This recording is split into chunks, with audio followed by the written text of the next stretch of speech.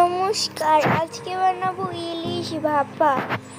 এর জন্য প্রথমে ইলিশগুলোকে লবণ ও হলুদ দিয়ে মাখিয়ে নেব।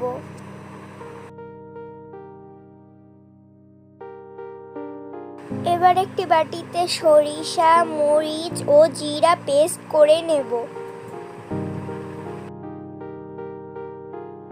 এবার এই বেগুনগুলোকে তেলে ভেজে নেব।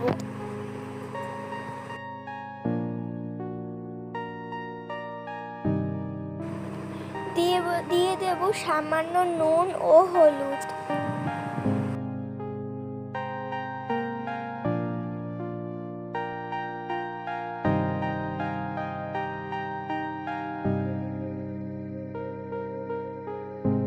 এবার বেগুনগুলোকে উঠিয়ে রেখে ওই তেলের মধ্যেই দিয়ে দেব কালো জিরা ও পেস্ট দিয়ে সব ভালো মতো ভেজে নেব।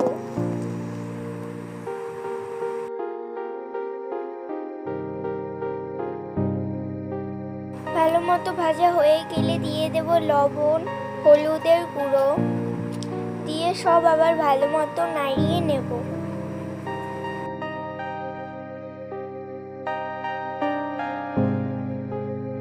ভালো মতো কষানো হয়ে গেলে দিয়ে মাছ।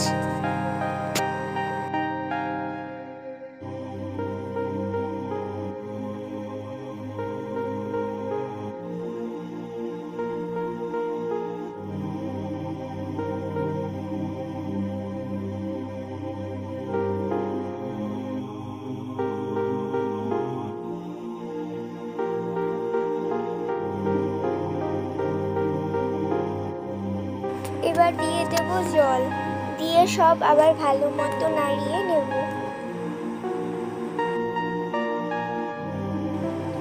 এবার দিয়ে দেব বেগুন।